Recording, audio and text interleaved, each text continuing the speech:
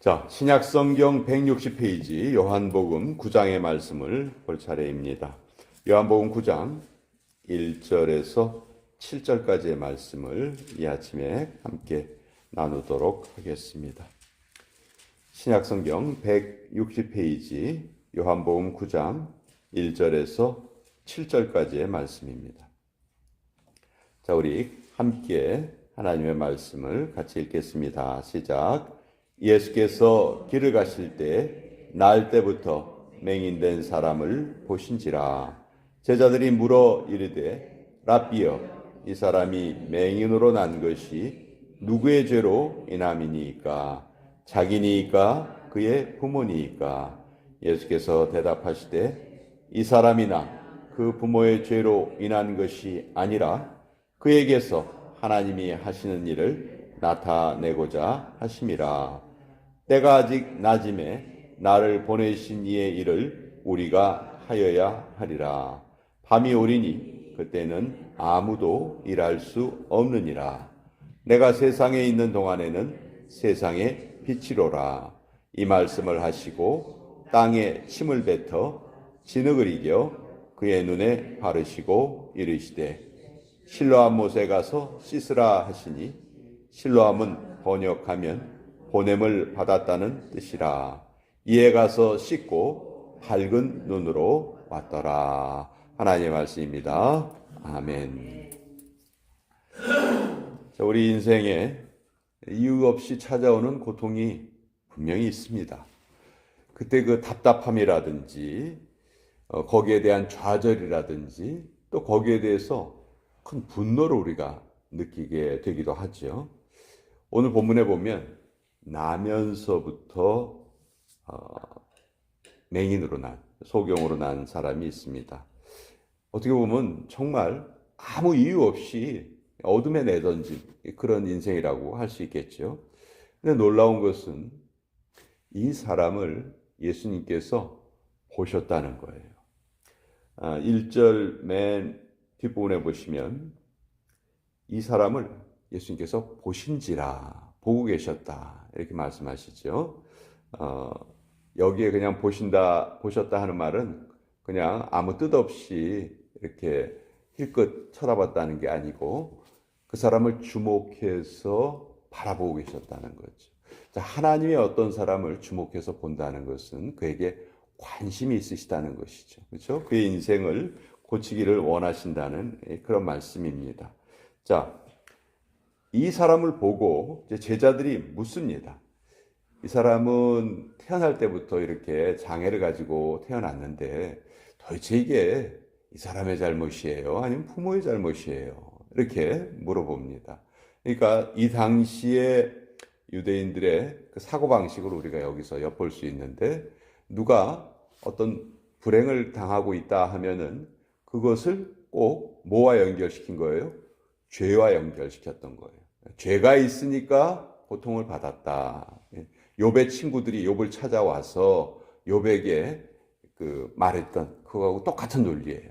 네가 잘못했으니까 벌을 받는 거지. 우리 그런 의식에 사로잡혀 있을 때가 참 많아요. 그것이 모든 것을 다 설명하지 못함에도 불구하고 우리는 그런 생각에 빠져 있기가 쉽습니다. 근데 여기서 예수님이 아주 놀라운 대답을 하세요. 제자들은 지금 이 사람의 불행을 어디에서 원인을 찾냐면 과거에서 원인을 찾아요. 과거에 무슨 죄를 저질렀길래 이 사람이 죄를 저질렀건 그 부모가 죄를 저질렀건 과거에 있었던 그 어떤 일이 오늘 이 결과를 나타내는 거 아닙니까? 이제 거기에 사로잡혀 있는데 예수님의 대답은 아니다. 이 사람이나 그 부모의 죄로 인한 것이 아니라 그에게서 하나님이 하시는 일을 나타내고자 하심이라. 지금 예수님은 어디에 초점을 맞추고 계시냐면 미래에 초점을 맞추고 계시는 거예요. 사람들은 어떤 현재의 모습을 보고 뭐에 초점을 맞추려고 하냐면 과거. 이랬으니까 이런 거지. 근데 예수님은 그게 아니에요. 지금의 이 상황은 무엇을 위한 것이다? 미래를 위한 것이다. 미래에 하나님이 어떤 일을 나타내실지 그것에 우리 주목을 해야 한다. 그러니까 완전히 시각이 다르죠. 그렇죠? 너무너무 예수님의 이 말씀이 오늘 이 세상을 살아가는 우리에게 큰 깨우침을 주십니다. 우리도 자꾸 그 과거에 머물러 있으려고 해요. 과거의 그 생각에 사로잡혀 있어요. 그런데 신앙은 물론 과거를 우리가 잊으면 안 되지만 어디에다 더 초점을 맞춰야 되냐 하면 미래의 모습. 우리가 더 선하게 변하고 더 거룩하게 변하고 우리가 더 좋은 모습으로 변하는 그 미래에 초점을 맞추고 우리가 신앙생활을 해야 한다 하는 것을 예수님이 이렇게 알려주고 계시는 거예요. 그래서 예수님께서 이제 이 맹인을 고쳐주십니다. 고쳐주시는데 어떻게 고쳐주시냐면 6절에 이 말씀을 하시고 땅에 침을 뱉어 진흙을 이겨 그의 눈에 바르셨다. 예수님께서 병자를 고치실 때 보면은요, 참 여러 가지 방법을 쓰세요. 다양한 방법을 쓰십니다. 어떤 때는 예수님이 직접 그 자리에 가지도 않으시죠. 말씀으로만 멀리 떨어져서 고치시기도 해요. 그렇죠? 어떤 때는 직접 안수를 하시기도 하십니다. 그 나병 환자 같은 경우에 일부러 예수님이 만져주세요. 사실 그 당시에 나병 환자는 누구나 만져서는 안 되고 또 만질 수 없다 하는 그런 생각이 가득하던 때인데 예수님이 일부러 그 사람을 만져서 고치십니다. 오늘 이 맹인을 고치실 때에는 땅에 침을 뱉어서 진흙을 만들어서 그 눈에 바르셨다 이렇게 말씀하고 있는데 우리가 생각하기에는 그냥 말씀으로만 고치셔도 될 건데 이렇게 생각하기 쉽죠. 왜 이렇게 고치셨을까? 근데 사실 우리가 왜 이런 방법으로 고치셨을까 하는 것은 제3자 입장이에요. 만약 우리가 이 당사자 맹인이었다면 어떤 생각을 할까요? 뭐 침을 발라서 고치든지 그거보다 더한 거를 해서 고치든지 낫기만 한다면 아무 상관이 없는 거죠. 그렇죠? 그러니까 이 불행을 당한 사람의 그 간절함을 생각할 때는 고치는 방법은 사실 아무 문제가 되질 않습니다.